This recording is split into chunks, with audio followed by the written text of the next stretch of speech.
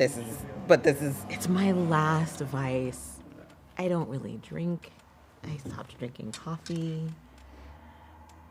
Good. This is it. Okay. And I'm back in the gym and working out, and I'm like, okay, like, I have to do things in a time that works for me. I am medicated for anxiety and depression. I'm in counseling. Like, I can't push myself too terribly hard. Are you on a medication? I am. Which one? Celexa. Okay. How's it working? It's good. It helps a lot. It helps. It helps lift my baseline, Okay. or lower my baseline, I guess. So, mic check. Hello. 1, 2, 3, 4, 5, 6, 7. It's gotta be. It's the fuzzy cover. It's a new. It's, It's like, Is it just up too he high? accessorizes his tech. What? He accessorizes his I know. tech. I know. Why don't you just check your audio on the camera? Like why? And make sure that's So, good first. It the is way good. my Like, anxiety I don't tune works it down further is, than this. This is like, on a scale from 1 to what I 10, keep it at. Mhm. when I'm I'll tell you what's going unmedicated, on I right sit here. at like a 7, What's up? So we have 7 or an 8. And when I'm medicated, I sit at like a 4. Yeah. Is that So one, that's, right? that It's was just the gain important, too was high. to get that baseline So when you're medicated, you're down at a 4. at like a 4. Okay. And and it then doesn't show that it's coming up high enough. even after I was medicated, I was still peaking really bad. Weird. Mhm. that And stuff all going into therapy helped me manage that a So lot. we just don't Good. have any So of the other it's a sounds, lot so more only manageable. My just- depression, since I've been on this medication, has been really good, like really, really low, really, It's crazy, really yeah. manageable. I have a tendency to like slow quick on a cycle, so I get like, I struggle with executive functioning for a little while as I'm like kind of I mean, she sounds- battling Oh, no, it it sounds sounds good, but it's Um, still just like what picking- would be depression, I guess, if it was allowed to like fester, if I was allowed to sit in for that long. So Yeah. I can always tell when I'm in a low point because I'm struggling with like hygiene and like home management, like doing like care tasks become difficult. And then I cycle into Which, hyperproductivity where I'm like, Beep, beep, beep, beep, beep. yeah, I kind of have ping pong. Yeah. And a lot of what therapy helps me to do is to manage what would usually be like if we that just unplug crash the XLR, at the end of that like No, if we hyperproductivity just unplug the phase, XLR, you'll and be just able to being tell aware it's of the picking- cycles, like making where I a am in my mental cycle. Picking up on it. When Good. I'm in my hyperproductivity one, phase, right? I very rarely vape. Like No need. very, very rarely. Yeah, like I'm super focused. How do you sleep? Sleeping is awful. Yeah, my grandma always used to say. Hmm. I'm like, Grandma, how'd you sleep? My eyes closed. With my eyes closed. Try it on your kids. I will. They'll love it. I Mama, will. how'd you sleep? With my eyes closed. I imagine that at some point. I also have like the least functional sleeping environment ever. I sleep with my child and my dog in the bed with me. Oh, that's tough. Yeah. No. You need your protected space. Yeah, I don't have that. Yeah. Do you want to come over a little bit? Or No problem. Don't be so distant. Do you need water? Maybe you're a little I did make a dehydrated. cup of coffee, You but it did? doesn't have any cream or anything in it yet. Oh no, sir. You don't have a Thank bottle of water or anything? I have a bottle of water in my car. I'm okay. You sure? Because that might be part of it too. You I've could been trying to dehydrate. hydrate. You might be a little dehydrated. I Let me shouldn't feel you. Yeah, be. I think you might be a little. I can't stand you right now. I went through a colonoscopy the other day, which was really important because I lost my mom to colon cancer. Or short listen to it notice. normal, closer to the And camera. it was way too long. I mean, it's 7 years since my last one. They want me on 3-year cycles. kind of Yeah. thing. But the pandemic, we had moved. We got, What's this? boom, so get in there. And have you ever done And even colon though prep? like I literally No. have like a Oh my board. God. It's a 3-day experience. price It's comes in so basically the, freaking high. the So first day it's they just- want you to cut out like almost everything out of your diet, Yeah. except Yeah. like maybe some chicken and broth. It's normal. Yeah. Day 2, very limited diet again. Light meal at the end. Day 3, Fasting. 0. You're Fasting. down to clear liquids, maybe some chicken broth.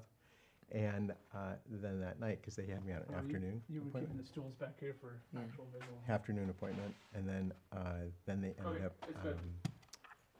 that evening of Monday. You start the drink.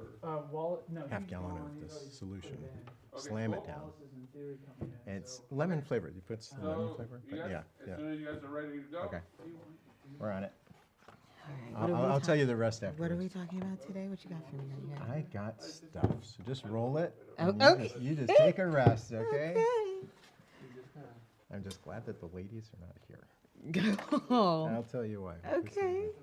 That's not on camera. No, that's awesome. I'm super excited. You tell me why. I actually lost afterwards. sleep over the thought of them being here. So I'm Really? like, yeah, because I'll tell you afterwards. Changes It's a the weird. dynamic They're change? like gazelles. The world in HHS, county government, MCOE. All right, Boom. guys, as soon as you guys are ready. It's a very That's peculiar- They're like valid. gazelles. Got it. Okay. All right, cool, go ahead. Hi guys, welcome back, and thank you for joining us on Donuts for Breakfast by Desire to Inspire Studios Foundation. I am here once again with Mr. Mark Dale of RX Safe Marin. Hopefully you guys are catching this recording in our afternoon/evening release of our Donuts for Breakfast. If this is the first time you're catching us, we will be pre-recording our shows and making them available on our YouTube channel at an evening time, which we will discuss at some point when I come up with a number that works.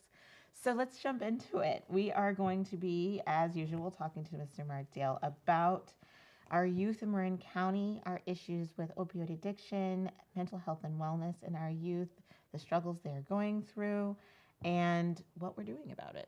Thank you, and I'm glad to be here again. It's kind of like my first time. So, but I think what you just announced kind of caught me by surprise because I think you have to almost rename the show Donuts for Dinner. Oh, we do, huh? Is it good? It's filmed in the morning. Grown-ups and moaning. Grown-ups have donuts for dinner, and we And- grown folk here. Coffee with your donuts. Yes. But actually I was kind of hit one of the most underestimated parts in the donut world. Not many people know this. Are the donut holes. They're Come a gem. on. They're Aren't a they gem. Powdered sugar or glazed. chocolate. They're a hoot. And for those of us who have like control problems with food, a donut hole is a fantastic solution because you can get like 2 donut holes Yeah. and then go on about your day. Get Exactly. your donut fix and then move on. You said it. And actually one more thing. The people who like to do that, throw it up and pop it in their mouth. Yes. Donut hole. Exactly. Solves everything. You can't really do it with a jelly donut. No. Doesn't work. And donut holes you can actually dip. You can dip a donut hole in coffee or a go. donut hole in milk if you wanted to, but I don't know who would do that. Better than biscotti, in my opinion. Who knows? Let's Biscotti's move on. hard. Anyway. So one of our huge events coming up in Marin County is the Tuesday night, March 29th, 6 to 7:30. It's going to be Zoomed, and it is the fentanyl crisis event at Yes. Marin County Office of Education. And this really has been a snowball that has just gotten bigger and bigger and bigger. It's amazing what's happened here. And it came about through some efforts of, and I'll mention Michelle Leopold, who lost her son Trevor at Sonoma State University back in November or December, I kind of, the date, 2019. So it was about 2 years ago. And fentanyl-based death. And Michelle is a real powerful dynamic in our community. 2 sons, and having lost her oldest son, Trevor, to the overdose death was tremendous and earth-shaking, of course. But she has taken that grief and put it into a lot of energy toward the fentanyl dynamic, and one pill can kill. Yeah. So that's really the person who gets credit with this snowball, because she really started rolling it probably in December, going into the holidays. Okay. Met with the MCOE folks, and then it picked up steam over the holidays, and then we had our first school law enforcement partnership meeting in January, and there had been a few students who had written articles in the county. One was Henry Pratt at Archie Williams, and he wrote it on November 1st of last year, and it's been awarded and nationally recognized, and it just got another award that somebody emailed me last night, the Scholastic Award. It's amazing. So it's gotten a lot of attention. Then 2 senior females, and I just don't have their last names in my head right now, Taylor and Keeley, wonderful team, and so they wrote an incredible article at Redwood High School in the Bark that was about mid-December. And so the 3 of them were really involved in the SLEP meeting, then we brought in a DEA agent to kind of do the more technical dynamics around it. Right. And out of that, Mary Jane Burke did a call to action, and the people in the SLEP meeting, there was about 80 to 100, and a lot of people raised their hands. They wanted to be involved in the effort. Yeah. So from there, it began a series of planning meetings, and putting this together. And then there were separate meetings with Nancy Vernon, who's the aide to Supervisor Katie Rice, and myself, meeting with 5 students. And so instead of just Henry, Taylor, and Keeley, now we've got Jessica from Novato High School, who's wonderful, very strong, and then a student named Talia from San Rafael High School. Okay. And the 5 of them will be taking the lead on the meeting once it kind of gets introduced and set up for them. Wow. So Mary Jane Burke will start it. She'll hand it to me. I'm going to go over a bunch of dynamics on how we got here with fentanyl. And I'm going to hand it to the DEA special agent in charge of the San Francisco Field Division, Wade Shannon, and he's going to do a portion on DEA dynamics around this. And then it goes to the students. And then I'll be managing that process. Yeah. And at the end, we'll have calls to action. You know, people who wish to engage in this can be involved with different action teams around this. It could be parent education, curriculum, a bunch of different things. So expecting a very large turnout. That's awesome. Yeah. I will be there. And I sent you the invite, Yes. and you can post it, definitely, and spread it out through your network. And it's for the entire community. It really is. I don't care if you're a student, parent, teacher, grandparent, whatever it may be. You know, you can zoom in and understand what this is because the loss is continuing. Right. Okay. Okay, are we done? No, just No. Super informative. Have a great day. Okay. No, yeah, we are definitely not done. You bring props, and I'm always interested. Yeah, as so, to so what let me we've bring done. this here. So I think one of the more important ones I'll start with here is something called Song for Charlie. And this is a mother and father down in Southern California who lost their son Charlie. And it was a fentanyl-based death. One pill can kill. And as I said before, the misnomer is that I don't always know exactly how many one-offs we have, meaning that, you know, you got a great kid, great student, never touches anything. One time they take a pill and they're dead. Right. I'm not sure that is the right way to frame this, because if somebody is willing to experiment with something that they don't even know what it is, Right. the one pill can take your life. Yeah. And I've shared before, we had a terrible situation down in Southern California at UCSB, where years ago, this young man unfortunately had a pill of Opana, and took his life. You know, so and that was not fentanyl. That was a high level oxymorphine mixed pill that's meant for stage 4 cancer. Yeah. It's not meant for a student at UCSB to take it for fun. Right.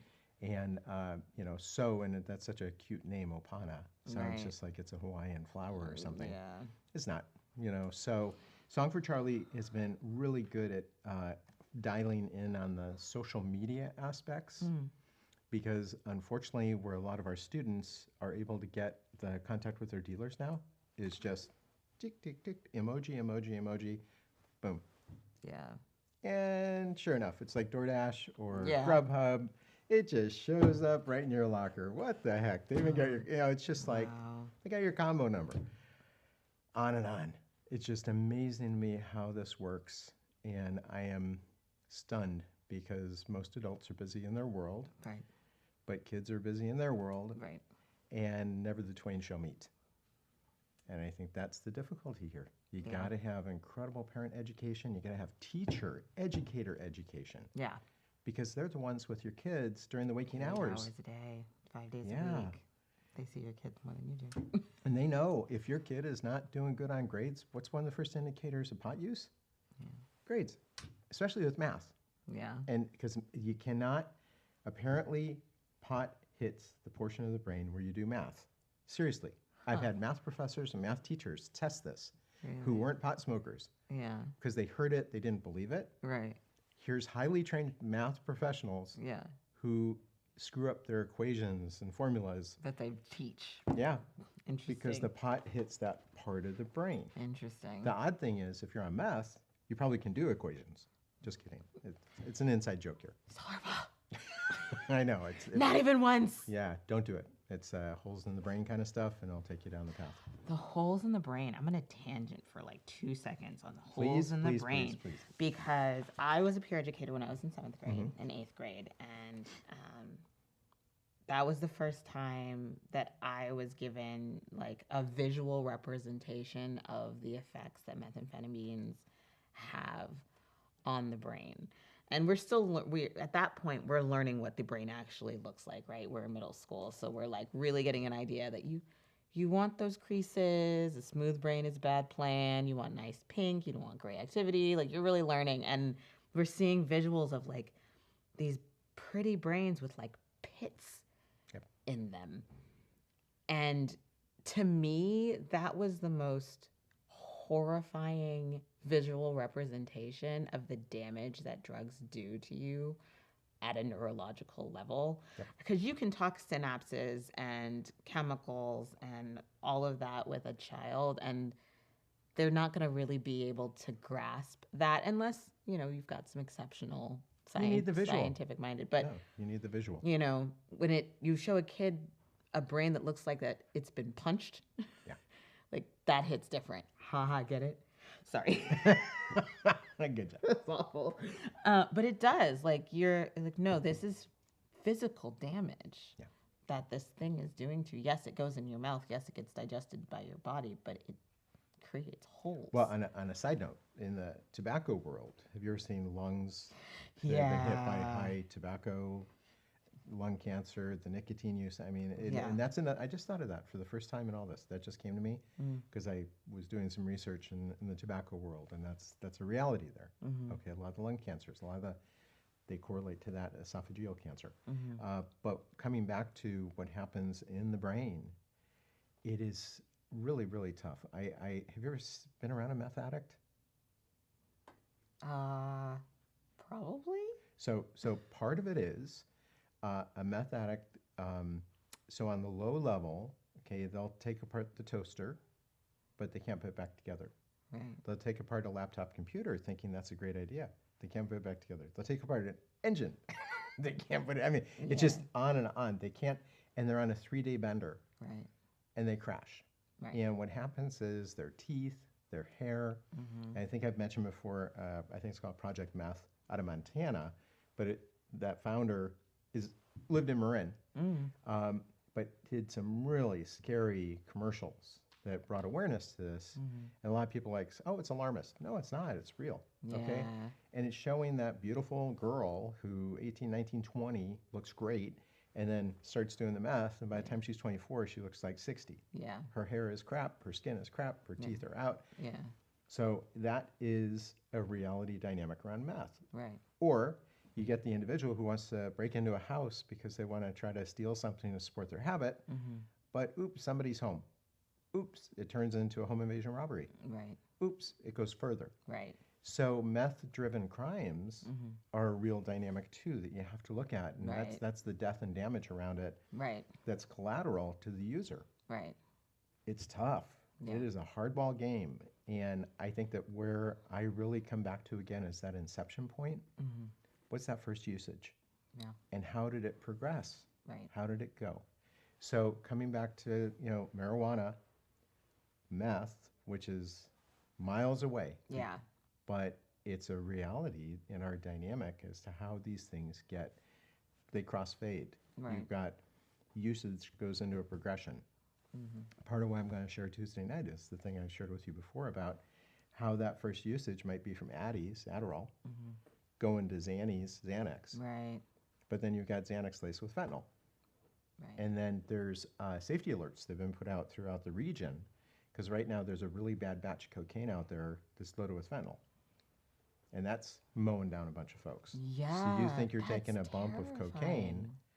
That's all terrifying. Yeah, well, the West Point thing we talked about last week, those cadets, there hasn't been much in the news since, and there won't be. Right. It's squashed immediately because Right. West Point doesn't want that image. They got druggies. Right. But the fact is that apparently from in the media was saying that those kids thought they were taking some bumps of cocaine. Right. And it turned out to be laced with fentanyl. So this is a reality in our world that if you're going to do anything that's unprescribed, not supervised by a physician, Right. illicit use, you are playing Russian roulette.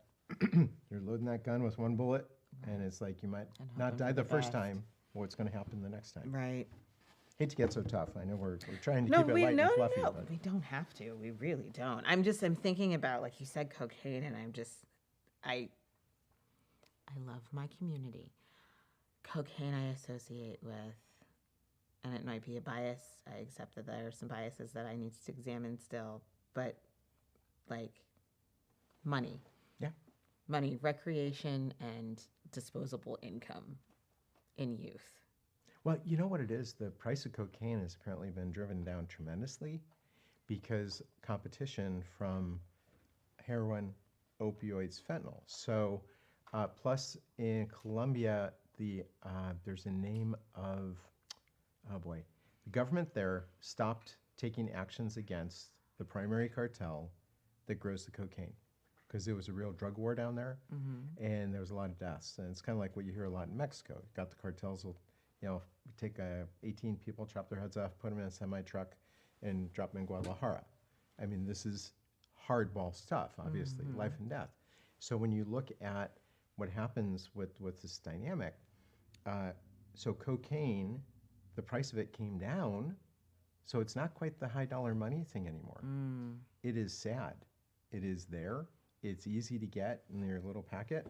And I have never touched drugs, illicit drugs. Alcohol use was tiny, tiny, tiny.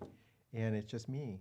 I'm not special. I'm not better than. I'm not in a space where I just want to lose control Right. or have a bad trip or Right. risk my life. Right. And Yeah. kids think, it's that teenage brain. They think they're going to live forever. Yeah. But the wrong moment, some bad luck thrown in, Yeah. you're in big trouble. Yeah. There were, as you know, as it's discussed, my dad had an addiction, and drugs were always off the table for me as a result of that. I definitely went through an experimental phase with drugs, but there were so many things that were scary, like legitimately scary out there. And again, I was a peer educator, and I was very, my original choice for a degree was neuropsychology. So it was like I was very concerned about my brain Good. in general. So there were like my what I was willing to put in my body was a very small out of the plethora of options that had been presented to me and that Yep. existed during my early adulthood. There was a very small amount, and the more I knew about where it was coming from, the more comfortable I was. So I was that person that was like, where did you get this? Like, who made this? How far did it have to travel? Like and it was a very short period of my life before I was like, that was great. We're done with that now. I've Thank God. successfully experienced the things that I wanted to experience in a safe environment. That was another huge one. And one that I actually want to talk about is children who are given the opportunity to learn how to create safe situations for themselves, how to create boundaries, even when they are going to, engage in reckless behavior. They have been taught and provided an environment in which they can do dangerous things safely and can then apply that. Like the first time I ever tried mushrooms, I was the only one. I had two very close friends with me to monitor me for the entire evening. Good. And it was done in a home. And there was really only one other, MDMA was the other one, Molly. And again, safe environment, Okay. under supervision. And my friends would say, you want to go do mushrooms and go somewhere? You want to roll in the... I'm like, no, I do not. Yep. I can't control that environment. And I think that you are, we know that there's that, that gray, that scale, the moving target, like which kid is recreational, which kid is, self-medicating, which kid is, and Heavy using. Yeah, you yeah. know, there's all these potentialities for kids to step into the drug world, and I think that when you have a kid who is curious and it would be recreational for them, you know, I think that's where, as parents, teaching our children how to create those boundaries for themselves, how to respect their health and wellness, because we're in a place where we're educating, right, with the knowledge that we just need everybody to be paying attention because we can't watch every child all the time. Yep. But we can watch for the signs. Yep. And part of, I feel like as a parent, part of creating that awareness for our community is knowing that, you know, you have a kid who is not willing to publicly experience drugs, but you know, that kid that's kind of the thrill seeker, like that kid that's super curious about everything, like being aware that your friend circle, that your kid's friend circle has that kid, being aware that that kid might make the best decisions that he possibly can given his curiosity. Yep. And to know, like, that your kid might be the one that's keeping an eye on that kid. And also, I'd have to say, a lot of the losses that we've had, what's said during the memorial service it was life of the party, which is very interesting because it is that kid maybe who is the thrill seeker, who doesn't understand the limitations, who doesn't maybe understand the boundaries. Yeah. And the risks that you're taking. Yeah. And I think that's really important. I want to go to boundaries a second because what happens a lot, especially during the teenage years, parents are almost forced by middle school administrators, the messaging they get, give your kids space. Give your kids space. Give them more space. Don't be hovering over them. Don't be a helicopter parent. Don't be a tiger mom. Give them more space. Okay, so you're supposed to give them more space. But they're entering a world that's riskier. Right. And then in high school, you're almost disappeared. You're preparing them for adulthood. Give them independence and autonomy. Yeah. It's a very tough road because I think that what you've been sharing with me about your son is exceptional because you are talking to him, you are communicating with him, and you have this open dialogue that hopefully will continue throughout his whole life. I really hope so. I believe it will. I really hope so. That's what I'm aiming for. Well, on boundaries, right? He's in 4th grade, going into 5th. I'm slowly preparing him for the trauma that is middle school. Yep. Getting him ready for that. And I know that he is going to want privacy. I know that he's going to start distancing. I am aware of that. I'm hoping that it's like, 2 feet, not 12 of distance. And in preparation for that, I am creating boundaries with him about his privacy. Good. So, it's things like, I will knock if you have your door closed. You cannot have it locked. I expect you to answer me when I knock to let me know if it's okay to come in. If it's not okay, I need you to tell me why. Perfect. You know what I mean? Like that boundary. Or, he's got his his tablet, which he purchased. And I'm like, this is yours. You paid for it. You earned it. Let's talk about what you consider to be the boundaries for this. And he's like, oh, I don't really, he shares everything with me now. He's 10. So, we have that relationship. Okay. I'm like, how about this? I will not just randomly go into your electronics. I will ask. But understand that if you tell me I can't, then that gives me reason to question what you're doing. Yep. He's like, okay. And it's these moments where I'm asking him to trust that I will respect his space, and in return, he will be honest with me. And so far, it has worked beautifully, and I'm always so proud of him when he puts himself out there in a situation where, he woke up tired, and I was like, why did you wake up tired, honey? Like, you went to bed at like 10 o'clock, and he's like, oh, I was on the tablet for an hour, and I was like, okay. Thank you very much for letting me know. You shouldn't have been, right? And he's like, no, I shouldn't have been. I was like, and you're exhausted right now, right? He's like, yeah. I was like, that is the natural consequence of your behavior. You were up too late doing something you shouldn't have been doing, and now you're exhausted. I feel like that's okay as a consequence for this because you're exhausted and on your way to school and you have to function like that. And you were honest with me. You didn't hesitate. You didn't try to come up with a lie. You told me the mistake. How should we fix this? He's like, I'm just not going to do it again. I was like, do we need to have the tablet in my room when you go to bed? He's like, I'll let you know if I think that that's necessary. Those were his exact words. Okay. I'll let you know if I think that that's necessary. And I was like, will you honestly? He's like, yeah, but I think I'm going to be okay. I was like, so that's our starting point. Okay. You know what I mean? Like creating those, like helping him understand where his boundaries are and creating them with him to let them know that they will be respected. I love it. And let's see how he is 2 years from now. Yeah. Okay. And some parents do resort, or not even resort, they just from the get-go, no electronics in your room after 10 o'clock. And I get that because it's unplugging.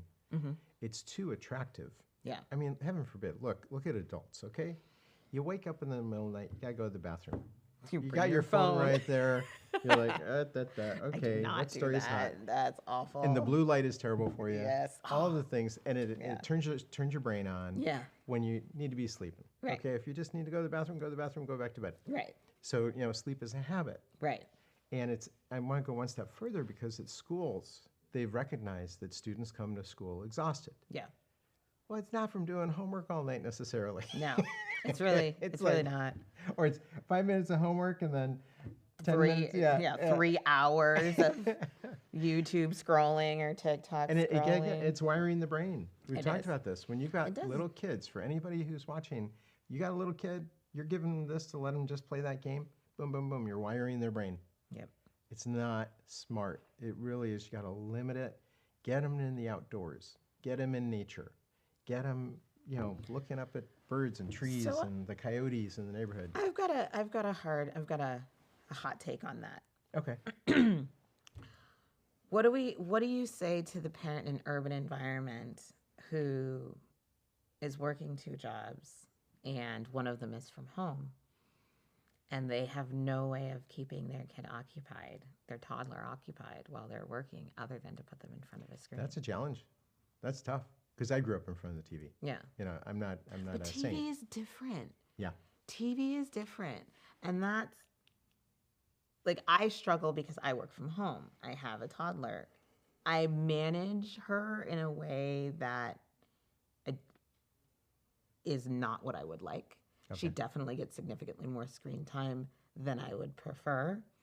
But she also self-balances. She would much rather be playing with someone than being on a screen. Of course. And she will Yeah. put it down on her own and go play. If she spends an entire morning on a screen, then the first thing I say when my mom shows up, because I do have help, bless you, mama, is Mom, you gotta play. She wants to play dolls. Push it away. But my mom's 78, so I know that she needs breaks too. But I think about women and parents who come into this pandemic or coming out of this pandemic who had 1-year-olds when it started. Oh, it was driving parents crazy because instead of being with your child portions of the day, Right. you're 24/7. Right. And your work-life balancing in front of a child in footy pajamas who wants snacks every 5 yeah, minutes. yeah. And they want the attention. Even the phone. When you're on the phone, it becomes competition for the child Yeah. because the child knows that you're talking to somebody, but it's not them. Right. And so they'll start doing things to get your attention. Yep. And they're unhappy about your distraction. Your distraction. Yeah. And I get it. So I think you do the best with what you can, with what you have. That's it. Yeah. Life is not perfect. There's demands placed on us. I mean, we've talked about this before. Look at the last 5 years of our lives here in Marin. Yeah. Fires, power outages, pandemic. Yeah. The war's over there, but it's affecting us here. Yeah. You're looking at the price of gas. You're looking at other dynamics in our world. Yeah. This is a really tough period. Yeah. And, and the drought, that was another big one, which has not left us yet. I Yeah. mean, we were all doing the rain dance back in the fall and Yeah. celebrating when we got some big storms, but now it's just like it's petered out Climate again. currently, anybody who is modicumly aware of the climate, is freaked out. There's there's something really freaky about 75-degree weather followed immediately by torrential downpour. Yep. That's really uncomfortable. Well, also you look at the what's going on up at Antarctica and Arctic. Those temperatures, never. No, I mean, this is not the way it's supposed to be. So we're off balance. We're out of balance. we're out and of I balance, think that significantly out you of look at our balance. planet out of balance, but then you look at our lives. Right. And my life at times is out of balance. I got to deal with a lot of stuff, you know, and there's times that you just got that deadline and you got to push through. Yeah. You got to just deal with it. Yeah. You know, the boss is on your back or whatever, Yeah. and you got to get it done. So I get that. I'm very deadline driven, but at the same time, when you're at home and your little one needs you, you're looking for creative ways and your mom's not around. Yeah. What do you do?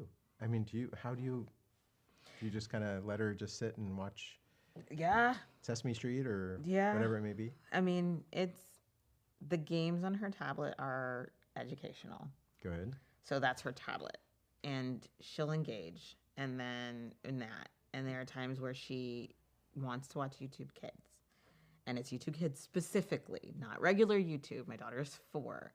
And YouTube Kids allows me to par down that content Good. to what is age appropriate. I Good. don't have to. I can check what she's watching and I can hear it, but I know that she's not going to be seeing anything that isn't meant for children. So that makes me feel a little bit better. And there is dialogue happening. If I'm not in a meeting, she'll come up and show me what she's watching. I'll ask her questions about what she's watching. It's very rare that we are not interacting even while I'm working in some way. Sometimes she'll come up and pretend that she's working next to me. That's that's the vision that I had when you were asking that question. Yeah. Is like if you set up a little workstation next to you, let her do her thing. Yep. And it becomes, bring your daughter to work day. Yeah. You know, She does that often. She has a little play computer and she'll come and sit next to me and Doesn't that feel great though? it does. As a mom, that's just like Yeah, her work heartwarming. ethic is awesome. There's a Jewish word, nakas. Is what it- Nakas. Yeah, but you have to do it with that kind of Nakas. nakas. It's kind of right there. Love it. But I just think that, again, as you have your beautiful child from birth all the way through to their late teens, early 20s, yeah, you got to stay in touch. And yeah, sometimes you got to do the uncomfortable things. Sometimes you got to check in on their electronics. Oh yeah.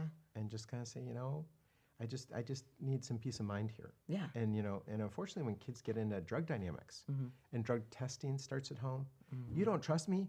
You don't what? You don't trust me? Yeah. Of course, I want to trust you. I love you. I care about you. I have feelings for you. But it's kind of like that trust and verify. Yeah. I trust you, but I need to verify this. On that, teaching kids what trust means is also incredibly important. I think because it's a word, right? Trust and respect. Something that should be given, something that you should earn, but what is it? How do you, because, having a child who understands that as a parent, we want to trust that the things that you're telling us are true. We want to trust that your behavior is going to be not reckless and safe, etc. But not explaining to them what that lack of trust looks like and how their behavior affects that trust doesn't actually teach them to be trustworthy people. Yep. I think it's huge. It's Yeah. huge, It's interesting you mentioned about the door because I know, unfortunately, sometimes the parents have to take the door off the hinges Right. because a locked door becomes a really defensive. It's a very odd situation to be in when you're the parent. You do not know if the child is safe inside, and you don't want a disastrous outcome. Yeah. So I think that's where it escalates. Yeah. And how you de-escalate is really tough because there's a third person in the room. The third person, it's you and your child, but then what's that third person is Whatever dangerous behavior Yeah. you're engaging in. whatever that substance is, whatever the TikTok challenge is. Yeah. And is it have more of a sway over your child than you do? Yeah. And that's what they say with the drugs. It's the master and the slave. Yeah. Master is the drug, you become the slave. Right. You mentioned something about your son bought the tablet with his own money. That's wonderful. Did he earn it, or was it gifts or allowances, or how do you do money management around your son? It was a combination of Christmas money, money from chores, and savings. So he'll save what he gets from birthdays, holidays, and chores Okay. over a long period of time for big gifts. Good. So yeah. That's actually one of the most important things. I think what a lot of parents miss in their child's formative years, financial education. There's no financial education really in schools. There wasn't 50 years ago when I was in school. I don't understand why it's not more prevalent now. Yeah. And the sad thing is, I mean, if you just take, I shouldn't have it in my pocket, but you have dollar bills and you have credit cards. Yeah. The credit card industry loves you because you don't realize that's real money. Yeah. It's ching ching, and the more fun they make it, Yeah. the more, yeah, tap, Right. you know, Little bursts on your phone. You saved 1% cash back. Like, oh look, I made money from my purchase. bingo. It's like go to Costco, you go broke saving money. Yeah. So it becomes one of these things that, you know, that money management component is a very difficult thing, and how you should invest, how you should save some for maybe donating or volunteering, Yeah. how you should spend your money smartly and wisely. Yeah. You know, so these kinds of things need to be imparted upon the children Yeah. because they could get in debt trouble heavily. Immediately. Yeah, and unfortunately, Immediately. school now puts a lot of kids just in heavy debt. Yeah. So when they're coming out of college, university, they're carrying a crappy debt load. Yeah. And that's a stressor again, too. So let me hit two last things. So again, I mentioned We were all over before, the place today. the Elks Lodge in San Rafael has the Enrique Camarena Award. And the two recipients that are going to be awarded this award on April 22nd at the Elks Lodge in San Rafael in the evening is our winner from last year, who's Mark Reichel. And he's a district attorney's investigator here. But he came out of Central Marin Police, or Central Marin Police Authority originally. He was on the Major Crimes Task Force for a number of years, went back to Central Marin. It was his time to kind of maybe retire out if he wished to. But then this job came open at the DA's office, and I'm really glad he's in our neighborhood because he is an incredible person. So he won it last year during the pandemic. So we had a ceremony at the DA's office, but we're awarding him now at this ceremony. Nice. And then Josie Sanguinetti, who was SRO for the sheriff's office for a number of years. And under their care, when you're an SRO at the sheriff's operation, they have 31 schools, which is horrific. That's just too much of a load for one person. It's meant to be two, but for some reason, budgetary or whatever reason, but Josie was stellar. So she was nominated this year, and she's actually won it at the lodge level, the region level, and the state level right now. Wow. And so that award ceremony for the lodge is going to be here. Then she goes to Fresno in May for the district and the award ceremony, and then or the state ceremony, and then national. We'll find out later if somehow she's gotten the national. But the Elks has a real strong drug awareness program. It's called DAP, and around the U.S., I guess they put about 8 million pieces a year out toward all different types of drug abatement, and just really trying to bring down drugs. So never knew it. But Elks is an interesting civic organization that's really behind that. Interesting. And then we'll get in this next time. And this is really, you know, policing on the front lines, the opioid crisis. And this is something that is put out by HIDA, law enforcement. I haven't had a chance to even crack it yet. Okay. The guys at HIDA gave it to me recently, and it's basically about dealing with the opioid dynamics. So Okay. if you want to learn about fentanyl and the crisis and what's going on, join us, MCOE, Tuesday night via March Zoom, 9th. 6 o'clock to 7:30. Plus, we're going to have a lobby at the end. So that's going to be kind of fun. So you'll see what the lobby is, where it's kind of, I guess, when you exit the Zoom meeting, you'll have an option to go into this The lobby break area areas. and question answer kind of in the lobby. Yeah, it's kind of like when you leave the movie theater and you want to just talk to your friends before you go home. Okay. Little So- discourse after the event. Thank you for having me. Thank you for coming back. I'm kidding. Every It's such a time. pleasure. We had so much fun. We tangent. That's and I what think life for is. staying with us on those tangents and taking the ride. I feel like this is what Donuts for Breakfast has really become, is this journey. I learned a lot about myself. I learned a lot about the community. As a parent, I take all of this with me and I digest it and I think about solutions and I think about potentialities. Like if I'm faced with these situations, how will I handle it? I have to do it twice. Yep. So, and I know each time is going to be different because boys and girls are different. They're socialized differently. Their experiences are different, and But you know what's amazing? You can have two boys in one family or two girls in one family, Yeah. and they could just be totally different. Totally too. different. So you got the gender dynamic, but you also have the fabric and the makeup of the child. of the child. Yes. Same parents, Yes. but whatever came in that genetic mix. They come how they come, as my sister Yep. would say. They come how they come. Yes, nature and nurture play a part, but you cannot eviscerate essential self. Yeah. And you got to touch. You just got to touch bases with them. And just Regularly. hug them. Yep. Let them know Hug that you're them. there always. Yes. Okay. Yes. Rob, thank you. Thank you, Mark. Thank you guys for joining us for Donuts for Breakfast. And you can catch all of our back episodes of Donuts for Breakfast on our YouTube channel. Please like and subscribe. And if you would like to know more about Desire to Inspire Studios Foundation, please check our Facebook page or our Instagram, d2ismarin.com, or you can go to, D2is, at D2ismarin, or you can go to our webpage at d2is.org. We'll see you next Thursday at an as of yet unknown evening time. We'll catch you later. Oh, and don't forget to be people helping people. Share a smile, share your story. Thanks. Beautiful. Clear? I'm going to take a nap. Yep. I'm going to take a nap. So I want to show you this beautiful doggy story. So